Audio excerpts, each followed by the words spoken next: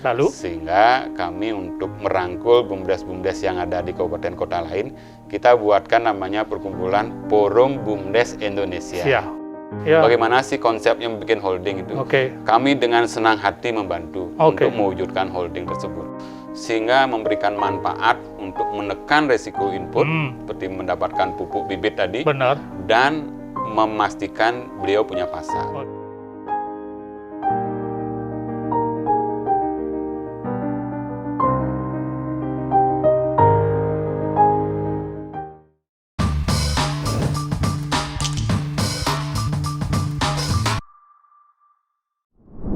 Om Swastiastu dan semangat pagi sahabat ALC dimanapun Anda berada. Hari ini kita kembali menghadirkan seorang tokoh muda yang pergerakannya luar biasa, yang tentu saja punya kepedulian yang luar biasa pula terhadap kemajuan dunia pertanian. Dia juga punya background sebagai seorang bankers dari sebuah bank nasional yang besar. Tentu saja visi bankersnya ini juga menjadi salah satu pemicu mengapa dia begitu peduli pada pembangunan pertanian di Indonesia dan dimulai dari Bali. Siapa dia? Saya perkenalkan Gusti Ngurah Rake Sumarjana. Ya. Sahabat ALC, setelah dia meninggalkan profesi sebagai seorang bankers ya, yang sebetulnya sudah sangat nyaman sekali kalau kita bicara tentang kehidupan ekonominya, tetapi ada sebuah keterpanggilan membuat dia meninggalkan profesi sebagai seorang bankers dan ada di tengah-tengah masyarakat. Ini tentu saja pantas kita apresiasi. Langkahnya tidak main-main. Dia langsung menjadi inisiator bahkan founder lahirnya sebuah BUMDes Holding di Bali. Dan akan berlanjut terus. Aktif di berbagai organisasi yang punya dimensi tentang socialpreneur. Ya. Ini kita patut berbangga hari ini, sahabat ALC, karena telah hadir di antara kita atau di tengah-tengah kita, Gusti Ngurah Rake Sumarjana. Saya lebih sering menyebutnya Gung Rake. Selamat pagi Pak Agung Rake. Selamat pagi, Om Swastiastu, Teman Baskara. Jadi Pak Agung, mohon ceritakan sedikit keputusan Anda meninggalkan sebuah bank besar, lalu ada di tengah-tengah masyarakat. Tentu ini banyak orang bertanya, apa yang sesungguhnya dicari? Silakan ceritakan sedikit. Anda boleh buka masker, biarkan saya terus memakai maskernya. Om Swastiastu, Pak Nyoman Baskara dan teman-teman pemirsa, memang betul saya 25 tahun di 25 tahun BUMN, sudah dari karir dari bawah sampai senior manager. Sampai senior manager. Di sanalah kita banyak sekali mendapat ilmu, ilmu tentang bagaimana mengelola uang, bagaimana pemasaran, bagaimana mengelola suatu bisnis. Karena kami kebetulan dari awal masuk di bank tersebut, dari awal sampai pensiun itu dikredit. Selalu bersentuhan dengan pengusaha. Begitu ya? Dari kredit super mikro yang 500.000 waktu itu, sampai yang di atas 100 miliar. Yang corporate? Ya, corporate. Nah, kami bersyukur sekali mendapat kesempatan belajar di kredit super mikro yang 500.000 sampai ke kredit korporasi yang di atas 100 miliar. Nah, di sanalah kita banyak sekali kenal dengan pengusaha, baik itu pengusaha nasional, pengusaha daerah, teman-teman Tionghoa, teman-teman dari Padang, maupun teman-teman dari Jawa. Begitu kuat persatuan bisnisnya. Dia kuat sekali sistemnya untuk bersatu. Sehingga pada saat kami pulang ke Bali, karena tugas di berbagai daerah, melihat Bali perlu punya penggerak yang bisa menyatukan simpul-simpul ekonomi itu. Tahun berapa Pak Agung ke Bali? Mulai tugas di Bali? 2019 kami. 2019 ya? 2019. Kami melihat ada peluang untuk mewujudkan usaha bersama Hato Holding ini melalui BUMDes atau Badan Usaha Milik Desa ataupun koperasi yang ada di Bali. Karena itu pertama merupakan program pemerintah pusat, kedua koperasi sudah berjalan, sudah mempunyai pasar, sudah berbiasa berbisnis begitu. Tentu untuk bisa kami menyatukan simpul-simpul ekonomi yang lain, terutama petani di Bali. Simpul ekonomi. Tentu kami kan harus membuat contoh dulu. Betul. Membuat contoh suatu holding yang memang dikelola secara modern dan profesional. Oke. Nah, di sanalah kami ada keinginan kuat untuk belajar. Kebetulan Pak Jokowi membentuk anak perusahaan dari 7 BUMN yang beliau miliki. Membentuk namanya PT Mitra BUMDes Nusantara. Saya ingin belajar sebenarnya. Belajar sistemnya karena sistem itu sudah diuji. Sudah diuji di Jakarta, baik kelemahan maupun kelebihannya, dan sudah sepakat Kementerian BUMN sama Kementerian Desa dan Kementerian Pertanian, ini sistem yang paling bagus untuk menyatukan ekonomi. Jadi Pak Agung, begitu melihat ada PT BUMDes Nusantara, mulai tertarik? Tertarik. Oke. Nah, saya yakini dengan pengalaman saya selama 25 tahun di BRI, saya yakini inilah sistem terbaik yang bisa kami akan pakai menyatukan simpul-simpul ekonomi yang ada di Bali. Ya tentu seperti kita ketahui perusahaan itu yang pertama adalah kekuatan pengurusnya, pengelolanya. Betul. Kedua, sistem manajemennya seperti apa, sekarang ada sistem digital. Yang terpenting juga pengawasannya. Nah, ini yang kami pelajari. Dan kami pelajari dari pembentukan, bagaimana kita membuat satgas pembentukan, bagaimana kita memilih pengurus, bagaimana kita menyiapkan sistem manajemennya, SOP-nya, terus digitalisasi pembukuannya. Selama setahun ini sudah kami pelajari dengan baik. Kapan Pak Agung mengambil keputusan meninggalkan alma mater banknya, lalu terjun ke, meskipun ini juga BUMN, jadi tentu tidak ada sesuatu perbedaan yang signifikan sekali. Kapan mulai mengambil keputusan? Kami mengambil keputusan di tahun 2018 pertengahan. Saya ingat itu bulan Agustus. Tapi karena negosiasi yang panjang, setelah 6 bulan baru disetujui. Ya, dengan berbagai pertimbangan lah dalam e-port kita lah untuk minta kita pindah ke BUMN lain. Ya itu kita jalankan ini holding BUMDes ini setahun sudah dirasakan manfaatnya oleh desa. Saat itu diawali dari berapa desa atau calon BUMDes? 50 ya? BUMDes ya, 50 BUMDes. Dan memang kami rasakan, kami membentuk itu hampir setahun lah. Setahun ya? Karena mengumpulkan orang. 50 kepala desa, menyatukan 50 ketua BPD desa, menyatukan visi 50 ketua BUMDes. Di desa itu harus 3 yang menyetujui. Ada ketua BUMDes, kepala desa, dan ketua BPD-nya. Itu harus sepakat. Satu saja tidak sepakat tidak akan jalan. Nah, ini kan membutuhkan kesabaran. Effort yang luar biasa. Membutuhkan effort. Kami datang dari pintu ke pintu karena kami mantan marketing sudah terbiasa. Kita syukur bisa terbentuk di Kabupaten Gianyar, didukung oleh Pemda di sana dan Kepala Dinas PMD. Justru dimulai dari Gianyar. Dari Gianyar karena kami sosialisasi ke Pak Gubernur dapat, ke seluruh bupati wali kota sebali dapat. Gianyar yang paling awal menyampaikan merespon sehingga kami berdiskusi dengan kantor pusat kami, di Gianyar saja kantor pusatnya. Di Gianyar lah kemudian. Di tahun berapa itu terbentuk? Tahun 2000 awal. 2000 awal. 2020, dengan langsung 2020 mohon maaf. 2020. Langsung beranggotakan 50 BUMDes. 50 BUMDes. Pada saat kita mulai berbisnis didengarlah oleh BUMDes yang lain. Lalu? Sehingga kami untuk merangkul BUMDes yang ada di kabupaten kota lain, kita buatkan namanya perkumpulan Forum BUMDes Indonesia.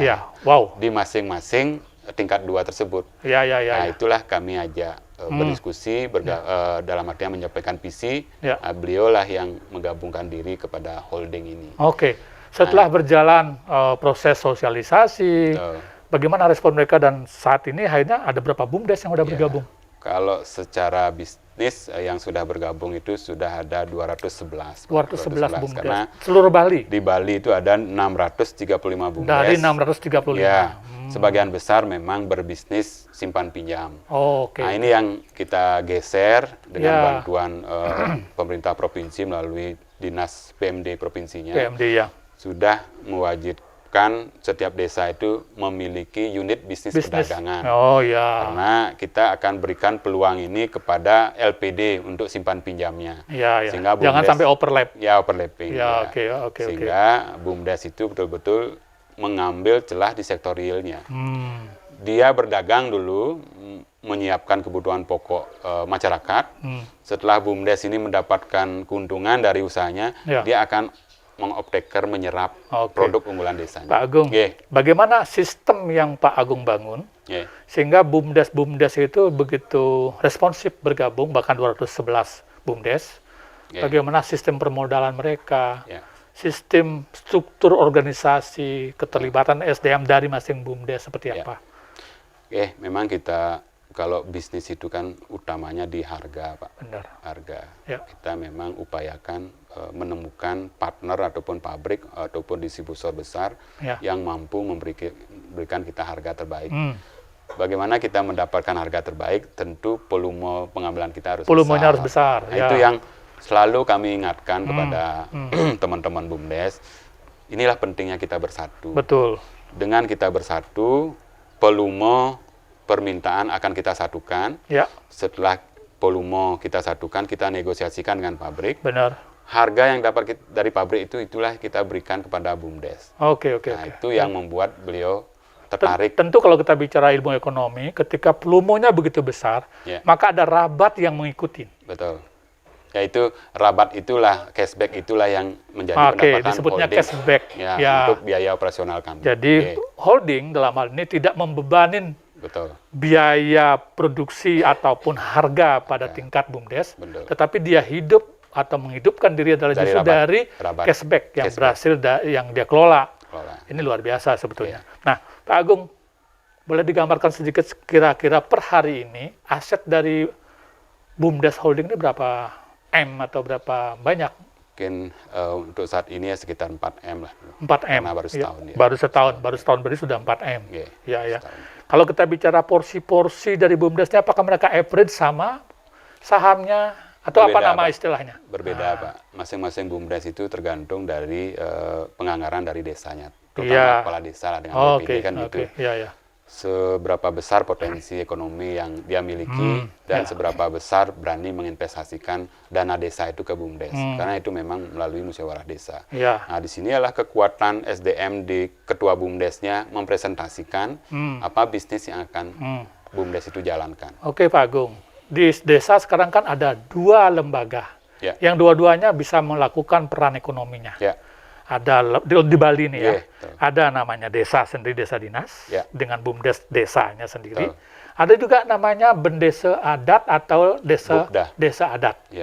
Apakah kedua potensi ini bisa kita gandeng dalam BUMDes Holding ini? Sangat bisa sekali. Sangat bisa sekali, Pak Nyoman Baskara dan teman-teman pemirsa. Semakin banyak orang membuat holding di Bali semakin bagus. Makin bagus. Nanti kita pasar yang menguji. Makanya kami dorong di pertanian itu juga membuat holding. Karena begini, pada saat kita membuat holding 50 holding, baik itu pertanian, peternakan, perdagangan, di adat, kita buat umpamanya 50 holding. Nanti pasar yang akan menguji. Nanti akan tersisa mungkin 35 sampai 40 Apa yang dimaksud dengan pasar yang menguji? Pasar yang menguji adalah bagaimana manajemen dari masing-masing holding itu, bagaimana dia mengelola pasarnya, bagaimana bisa nggak tumbuh dia. Kalau dia tidak diterima pasar, tentu tidak akan tumbuh. Nah, seperti saat ini kan banyak toko-toko yang tutup, karena tidak ada pelanggan lagi. Nah, itu pasar yang akan menguji. Pada saat dia lolos dari saringan pasar, mampu terus tumbuh, itulah kita rangkul. Pak Agung, bagaimana mekanisme selama ini? Apakah BUMDes Holding yang proaktif menjemput calon-calon member baru, atau dari pihak calon ini yang proaktif mencari informasi bagaimana menjadi anggota BUMDes? Pertama, memang kita melakukan pertemuan rutin Pak bulanan. Dari forum BUMDes Indonesia yang kita bentuk, ya. di masing-masing kabupaten ada, dan di provinsi juga ada. Oke, ya. Nah, itu yang rutin berkomunikasi setiap bulan. Ya.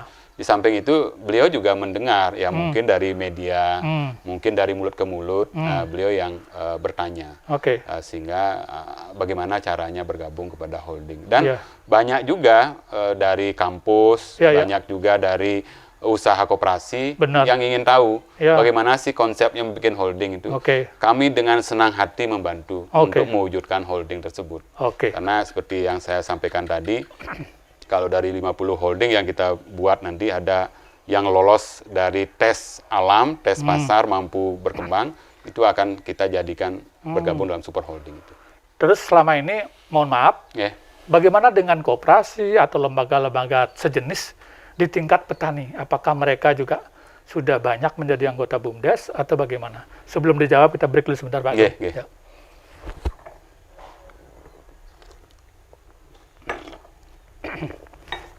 Untuk petani, Pak. Ya, untuk petani ini bagaimana nih? Untuk petani memang saat ini itulah kendala di petani kan di pemasaran. Ya. Kalau saya ketahui, petani itu punya dua risiko. Ya. Risiko input dan risiko output. Risiko inputnya apa? Bagaimana dia membeli bibit, bagaimana dia membeli pupuk yang murah. Sarana produksi lah. Ya, sarana produksi, bagaimana dia mendapat pendampingan yang memadai. Risiko outputnya apa? Bagaimana hasil panennya itu ada yang menyerap. Di atas harga APP-nya, sehingga petani itu punya harapan hidup. Betul. Untuk saat ini kami akui memang masih jarang. Yang masih bisa kita serap sekarang untuk kondisi pandemi ini kan krisis berat ini, Pak. Iya. Hanya beras, kopi, dan minyak kelapa pun masih sedikit sekali. Tapi yang rutin kami serap itu adalah dari beras dan kopi. Kita berharap nanti banyak masyarakat yang punya kesadaran untuk bersatu lah. Membikin usaha bersama. Kami siap membantu Pak Nyoman dalam artian pembentukannya. Karena dari holding ataupun usaha bersama yang dibuat koperasi petani itu, ataupun petani peternak itu akan merupakan kekuatan pasar kita. Betul. Nah, karena kalau beliau mau bersatu, sehingga volume permintaannya bisa kita satukan, seperti yang kami lakukan di holding BUMDes, sehingga memberikan manfaat untuk menekan resiko input, seperti mendapatkan pupuk bibit tadi, dan memastikan beliau punya pasar. Karena artinya kan begini Pak Agung, ini kan salah satu masyarakat yang tanda kutip kondisinya relatif riskan, masyarakat petani ini. Secara kelembagaan, antara ada dan tiada. Banyak memang sekesubak dan lain sebagainya, tetapi secara kelembagaan, boleh dikata, posisinya nggak jelas. Padahal dialah yang paling sering berhadapan dengan risiko. Boleh saya tanya Pak Agung, atau boleh diberikan suatu atensi, bagaimana kita bisa memberdayakan kelompok masyarakat petani ini? Sehingga ke depan, tadi Pak Agung bilang, apa request atau permintaan mereka terhadap hasil sarana produksi, BUMDes yang siapkan dengan harga yang tadi itu.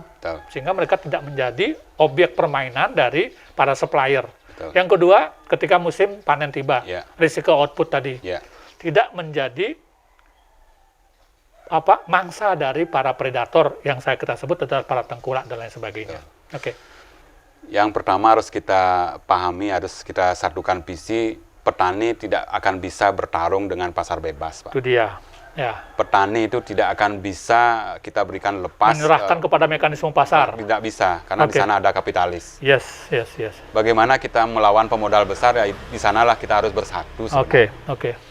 Yang kedua, petani itu kita yakinkan mau bergabung itu manfaat harus beliau rasakan. Apa manfaatnya saya bergabung ini di holding ataupun perkumpulan koperasi ataupun peternak ini? Yang pertama, kita harus yakinkan bahwa dengan bersatu itu kita bisa melawan pasar bebas. Karena seperti BUMDes lah, kalau kita suruh dia membeli barang ke pasar begitu dengan volume cuma 10 karton gitu, yang didapatkan harga retail. Tapi kalau BUMDes sebali itu kita gabungkan permintaannya akan menjadi 10.000 karton, sudah dapat harga distributor. Dan dengan cara ini pun sebetulnya kita memberikan ruang yang lebih leluasa bagi pemerintah, dinas yang memang bertanggung jawab terhadap kemajuan pertanian untuk melakukan pendampingan produksi, pendampingan pemasaran, Dinas Perdagangan juga dalam hal ini bisa mendampingi dari sisi pasca panen, kan gitu ya Pak Agung ya. Betul. Nah, selama ini bagaimana interaksi antara BUMDes Holding dengan dinas-dinas terkait? Ya, kebetulan kami ini adalah konsep yang baru dan sudah berjalan dengan baik. Ya. Memang pemerintah Provinsi Bali melalui PMD, Dinas Pemberdayaan Desa, selalu menjadikan kami sebagai narasumber untuk ada tamu-tamu dari luar daerah yang ingin belajar holding. Kebetulan kami sudah hampir 61 kali ya diundang ke provinsi untuk memberikan pemaparan, memberikan informasi. Ya hari ini pun jam 2 kami nanti Dinas DPRD, Sulawesi Tengah ingin juga belajar tentang holding BUMDes ini. Karena beliau sudah mendengar dari pemerintah pusat melalui Kemendes ya, bahwa di Bali itu sudah berhasil dibentuk holding. Berarti di daerah lain belum ya? Belum sekuat di Bali. Hebat. Baru wacana di sana. Karena memang jujur menyatukan ekonomi ini paling berat. Harus ada orang yang dipercaya. Harus ada orang yang dipercaya untuk bisa. Ini bisa menciptakan market khusus bagi dunia pariwisata. Artinya ketika orang-orang atau dari berbagai daerah itu ingin tahu tentang BUMDes, datanglah ke Bali. Pak Agung tinggal membuat jadwal kunjungan mereka seperti apa dan lain sebagainya, deal dengan hotel dan sebagainya, sehingga hotel akan ramai kan gitu ya. Makanya kami pun setiap mengisi acara itu pertama kali saya berterima kasih dulu mewakili masyarakat Bali. Itu dia. Makasih sudah hadir ke Bali. Ini adalah sangat membantu ekonomi. Kami sampaikan, kami masih minus 9%. Butuh banyak uang yang masuk ke Bali, karena uang sedang langka di Bali. Yang saya tambahkan Pak Nyoman, kalau kita mampu membentuk usaha bersama, ini adalah pasar bagi UMKM kita, bagi petani kita. Pak Agung. Nah itu yang manfaat yang paling besar akan kita rasakan. Selain juga dari sisi harga, kita bisa tekan. Yang paling penting adalah pasar bagi UMKM Bali. Anak-anak muda kita akan berani berbisnis, akan berani memproduksi sesuatu, karena sudah melihat ada pasar. Karena kunci dari bisnis adalah pasar. Betul. Seperti petani, apa yang kita suruh tanam, yang pasarnya sudah ada MOU kalau bisa. Nanti kalau kita berhasil membuat holding petani, mari kita awali dulu dengan mencari pasar. Buat MOU kepada pabrik-pabrik yang butuhkan, itu kita MOU inilah kemudian difasilitasi oleh BUMDes. Betul. Pintu masuknya sangat jelas. Betul. MOU itu juga akan diinisiasi oleh BUMDes agar ada deal yang khusus dengan harga khusus antara supplier atau pabrikan dengan BUMDes yang kemudian didistribusi kepada member kan gitu ya.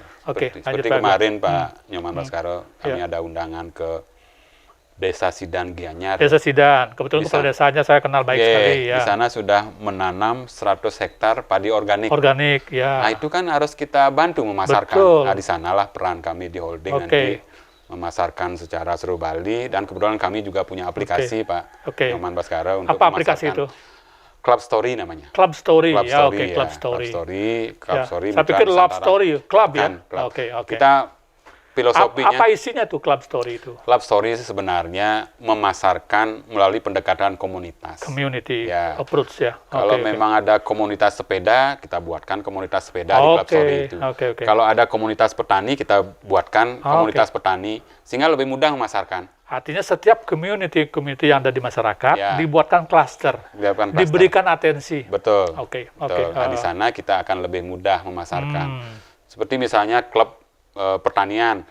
Klub pertanian ini ada bibit bagus sekali nih dari Bogor. Kalau Anda tanam 3 bulan sudah menghasilkan sekian kilo dan pasarnya ini. Nah, siapa yang tidak tertarik kan gitu. Nah, sehingga dia akan tiktokan di masing-masing komunitasnya gitu. Nah, itu yang kita kembangkan. Selain juga membantu memasarkan secara lokal di sini, secara nasional juga ikut kita pasarkan. Pak Agung, semua tahu pandemi ini menyandra semua orang. Yang paling tersandra adalah Bali. Karena terlalu lama, lebih dari 30 tahun kita tersandra oleh, tanda kutip, kenyamanan semu sebetulnya. Mengapa disebut kenyamanan semu? Karena sudah terlalu sering sebetulnya proses atau peristiwa-peristiwa pariwisata itu membuat Bali ini serayang seruyung. Dan sekarang bukan serayang seruyung lagi, kita kolaps. Tentu pariwisata ini nggak bisa kita lagi andalkan. Kita berharap ada lokomotif pertanian yang betul-betul bisa menjadi lokomotif ekonomi. Nah, itu ada di desa. Gimana konsep BUMDes dalam hal ini untuk bisa mengangkat potensi pertanian itu sebagai sebuah lokomotif ekonomi, Pak Agung?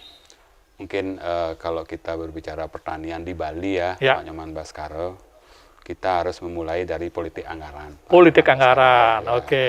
Kita harus jujur ya, dengan kondisi resesi berat Bali ini, kita harus jujur, memang perhatian kita terhadap pertanian sangat menurun.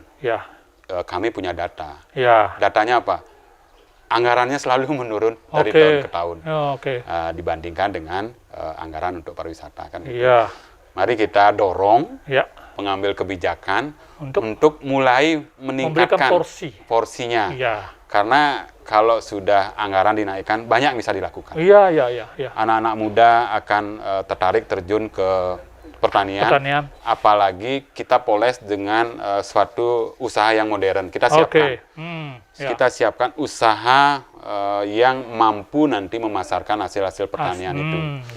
Kita mulai dari sana. Pertama, naikkan anggaran di masing-masing pemerintah, baik provinsi maupun tingkat 2. Setelah itu apa, Pak? Lalu kita siapkan usaha di bidang pemasaran yang akan memasarkan produk-produk hasil pertanian itu.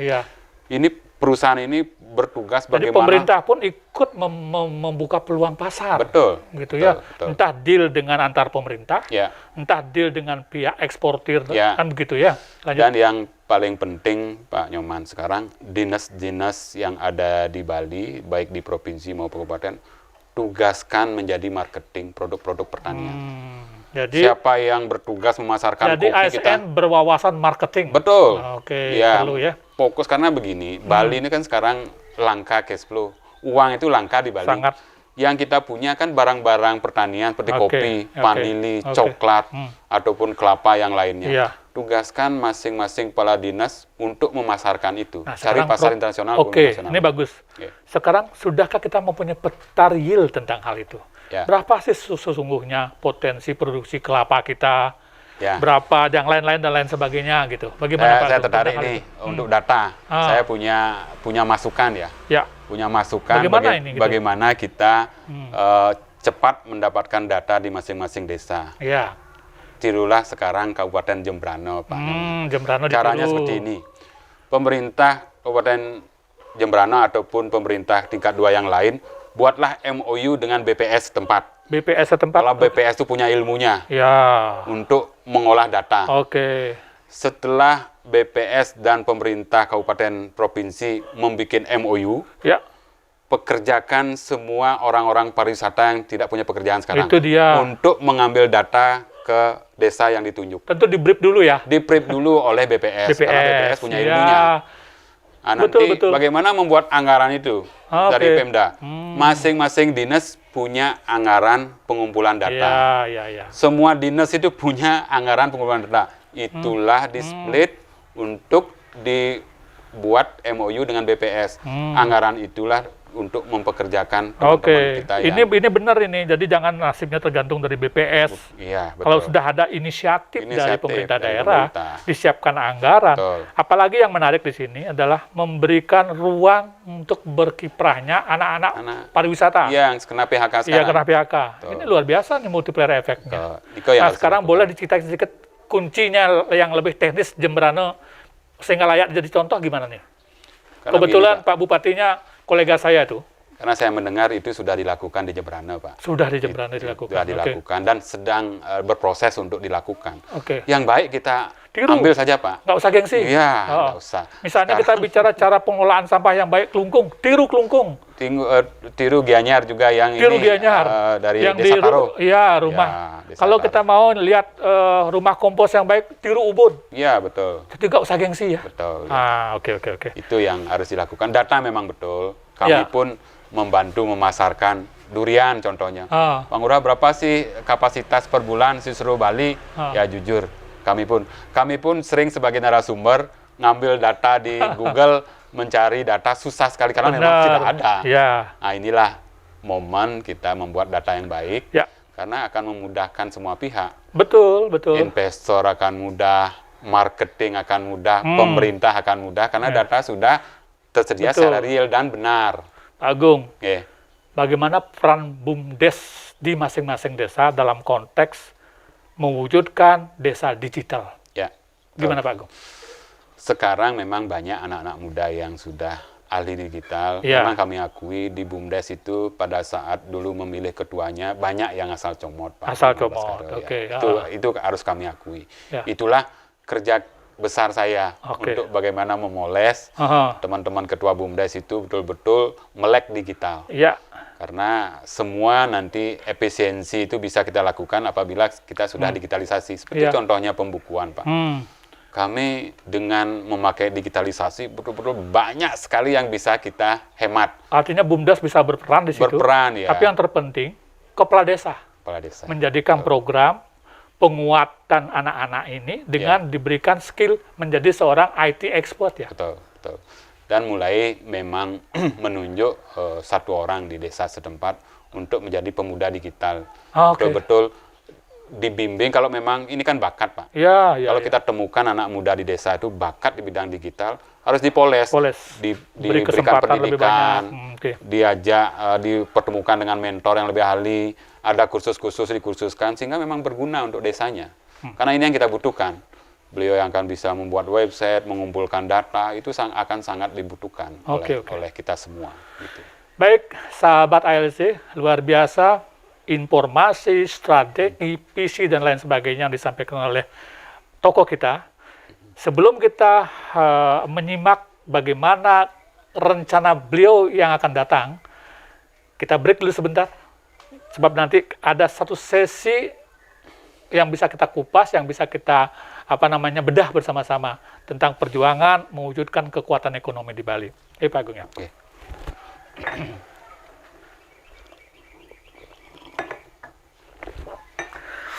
Pak Agung, saya kan dengar rencana dari bisik-bisik tetangga. Pak Agung juga ngambil peran untuk menggerakkan seluruh sumber daya ekonomi yang ada di Bali dalam sebuah ikatan, apakah koperasi, super atau apa namanya. Boleh sedikit diceritakan ini sampai di mana perjalanannya? Betul, Pak. Pak Nyoman Baskara dan teman-teman pemirsa, saya dari dulu bergaul dan melihat di Bali itu banyak sekali sebenarnya tokoh-tokoh yang punya idealisme. Menjaga Bali, punya visi bagaimana ikut menjaga Bali. Cuma belum ketemu caranya seperti apa. Nah, gitu. Saya dengan pengalaman di holding BUMDes ini menyampaikan kepada beberapa tokoh dengan memberikan contoh-contoh pengumpulan dana di perusahaan-perusahaan besar dunia. Kita ketahui klub sepak bola Barcelona itulah koperasi. Dia mengumpulkan dana untuk membeli pemain-pemain top dunia itu, caranya bagaimana? Dengan membuat koperasi. Koperasi itulah yang menjadi crowdfunding-nya. Pengumpul dananya, sehingga dia punya modal besar untuk membeli pemain-pemain terbaik. Jadi Barcelona itu malah koperasi. Nah, teman-teman bisa explore di Google, bisa didapatkan itu. Itulah yang menyebabkan Barcelona itu menjadi klub sepak bola terkaya di tahun 2021 ini. Karena memang dia punya manajemen yang baik, punya kemampuan modal yang mumpuni, sehingga dia mampu memanage dan mencari pemain terbaik itu untuk bagaimana menciptakan Barcelona itu selalu menjadi yang terbaik, kan begitu. Ada yang lain juga, Campina itu koperasi juga, es krim Campina, es hardware itu koperasi juga. Rabobank juga koperasi. Rabobank, sorry. Kami melihat, kita pelajari dulu. Apa yang bisa kita ambil makna dari keberadaan? Makna dari itu adalah teman-teman yang punya idealis untuk menjaga Bali ini. Mari kita kumpulkan intelektualitas kita. Mari kita kumpulkan modal kita. Nah, dan mari kita cari anak muda terbaik untuk yang akan kita suruh mengelola dari modal yang kita tanamkan tersebut. Pengelola dan pengawas kuncinya, kan begitu. Nah, melalui kesempatan ini saya memberikan informasi. Saya dengan tokoh-tokoh di Bali, beberapa tokoh di Bali sedang menyusun sebuah dalam bentuk koperasi, koperasi kami merencanakan di awal ini terkumpul 2.000 orang yang punya idealisme di Bali untuk menjaga visi Bali ini. 2.000 ya? 2.000 ya, seluruh Bali ya? Seluruh Bali, Nah, itu akan kita kumpulkan modal. Ya, ya. Mudah-mudahan terkumpul. Itulah semacam crowdfunding-nya ya? Nah, dari kita kumpulkan modal, visi kita sampaikan, ya. Misinya kita sampaikan, setuju beliau dengan visi misi kita munculkan anak muda yang akan mengelola. Ya. Dan kita munculkan siapa yang akan mengawasi. Ya. Dan kita pastikan. Yang terpenting selain anak muda yang punya visi besar, punya integritas yang bagus, sistem. Nah, betul sekali.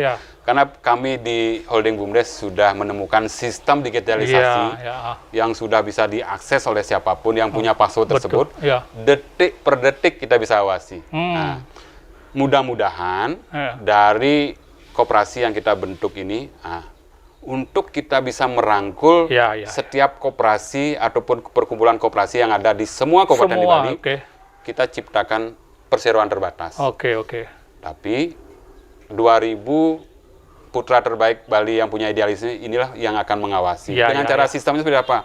51% dari saham PT. Sehingga si orang-orang terbaik yang punya idealisme, yang punya visi ini, ada hak veto. Ada hak veto. Ketika ada pengurus yang mulai tampak nakal, dia langsung bisa eksekusi. Oh, no, gitu ya. Atau di luar misi yang kita buat, atau KPI-nya bisa kita awasi. Jadi benar-benar Pak Agung mencoba mengkapitalisasi yang namanya trust. Trust, setuju. Capital.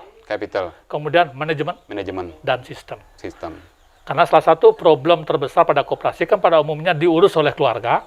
Tidak ada trust, transparansi tidak ada, sehingga suatu saat tinggal hilang begitu saja. Ini Pak Agung mencoba memberikan jawaban bersama teman-teman, lahir sebuah koperasi yang bisa menjawab itu semua. Gitu ya. Mungkin gambaran bisnisnya seperti ini, Pak. Ini mungkin tentu nanti pengelola yang mempunyai KPI kan gitu program. Tapi kami buka. Entar dulu, pengurus apa pengelola? Karena ini kan berbeda. Pengelola, Pak. Pengelola, yang betul-betul yang akan menjalankan bisnis itu kan pengelola. Pertama, kami di holding koperasi yang kami buat Holding BUMDes, kan banyak sekali produk yang kami harus beli kan gitu. Modal kami itu banyak tertanam di persediaan barang dan piutang kan gitu. Ada kadang-kadang tawaran dari pabrik, misalnya gula begitu. Ada 300 ton yang harus diambil semua. Nah, itu kan membutuhkan modal, Pak. Membutuhkan modal. Sehingga perlulah modal pres dari suatu badan yang bisa kita ajak kerjasama. Kan tinggal kita duduk bareng, Pak. Kita duduk bareng. Ini kalau kita ambil tawaran barang ini, keuntungannya sekian, nanti pembagiannya seperti apa? Apa yang kita bisa harapkan atau apa yang Pak Agung dan teman-teman para pionir ini harapkan dari pemerintah? Dukungan seperti apa ya? Pemerintah sebenarnya pertama dari segi legal aspek kan beliau yang memang punya wewenang kan gitu. Kedua juga informasi-informasi. Karena beliau kan berinteraksi nih. Berinteraksi dengan luar negeri, berinteraksi dengan Jakarta. Dan punya otoritas. Apa peluang-peluang pasar organ yang harus kita lakukan? Karena kita sudah punya modal. Holding, kami butuh misalnya beras 300 ton. Karena kita punya modal, kan kita tinggal kontak beras-beras terbaik. Dengan 2.000 orang, kalau masing-masing members 10 juta. Kalau 5 juta aja sudah 10 miliar. Sudah bisa berbuat sesuatu. Sudah nenang, kalau bisnis sudah nenang. Dan masyarakat udah nggak perlu ragu lagi untuk bergabung. Apalagi dengan tadi, kepengurusan yang punya akuntabilitas yang tinggi, sistem yang transparansi, pengawasan yang juga boleh dikata melekat oleh orang-orang yang memang tepat untuk itu. Yang luar terpenting biasa juga, Pak Nyoman Baskara dan pemirsa, kita perbankan memang menjadi sumber pembiayaan bagi pengusaha gitu. Tapi karena saya orang perbankan mengetahui yang mana usaha yang bisa dibiayai. Kalau kredit komersial itu harus sudah berjalan 2 tahun bisnisnya dan sudah untung. Disinilah peran holding ini nanti. Kalau kita melihat anak muda punya pasar dan kita uji kelayakannya akan menguntungkan, mungkin baru berjalan 2 bulannya sudah bisa kita sharing. Artinya pihak perbankan atau teman-teman di bank ya, nggak perlu khawatir ini akan jadi kompetitornya. Tidak. Justru dia akan menjadi mitra strategisnya. Mitra strategis dan menjadi peluang nasabah. Ya, oke. Pada saat nanti sudah layak dibiayai oleh bank, kan tinggal bank masuk. Nanti dananya dari holding akan dikembalikan. Apa imbauan Pak Agung terhadap teman-teman calon 2.000 orang yang akan kita harapkan bisa menjadi pionir bersama? Oke. Bapak Ibu semua, ini adalah kesempatan kita bagaimana mewujudkan visi kita untuk menjaga Bali. Bagi Bapak Ibu semua, mungkin karena ini pandemi, kalau kita harapkan menyetor 10 juta mungkin ketinggian. Kita ambil 5 juta lah, kita cari 2.000 orang. Dari modal yang terkumpul ini, mari kita cari pengelola terbaik, pengawas terbaik. Walaupun yang punya 500 pun bisa bergabung? Bisa. Tapi kita harapkan masing-masing 5 juta kita sarankan, karena dengan modal yang 10 miliar itu ditambah lagi saham dari masing-masing kabupaten, kita perkirakan ada sekitar 13-15 miliar nanti.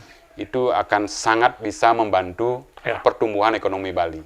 Akan bisa menggeliatkan? Ya. Dan kita sudah punya pasar. Kami sudah punya pasar BUMDes. Kami sudah punya pasar beberapa koperasi untuk kita sebagai penyerap. Closing statement Pak Agung, silahkan. Pak Nyoman Baskara dan pemirsa semua, terima kasih kesempatannya ini. Jangan lupa sahabat ALC. Sahabat ALC semua. Ini sangat kita perlukan dalam artian menginformasikan. Menginformasikan, ada ahli-ahli di bidang pertanian, ada pergerakan di bidang ekonomi kreatif maupun bagaimana kita membangun sistem ekonomi yang bersama holding ini. Karena ini saya yakin kalau kita kelola dengan profesional dan baik, ini akan sangat bermanfaat untuk pembangunan Bali. Mungkin kami juga karena dalam artian perjalanan waktu, ada hal-hal yang perlu dikoreksi, kami sangat senang sekali menerima koreksi untuk ke arah perbaikan. Baik, Pak Nyoman. Terima kasih. Sahabat ALC, demikian bincang-bincang santai dan ringan kita dalam ALC Talk hari ini bersama tokoh yang luar biasa, Pak Gusti Ngurah Rake Sumarjana. Saya tidak akan mengupas lagi, tidak akan memberikan catatan lagi apa yang telah disampaikan oleh beliau, karena saya sangat yakin sahabat ALC telah mencatatnya di dalam hati. Kita tutup dengan para mesanti. Om Santi, Santi, Santi, Om.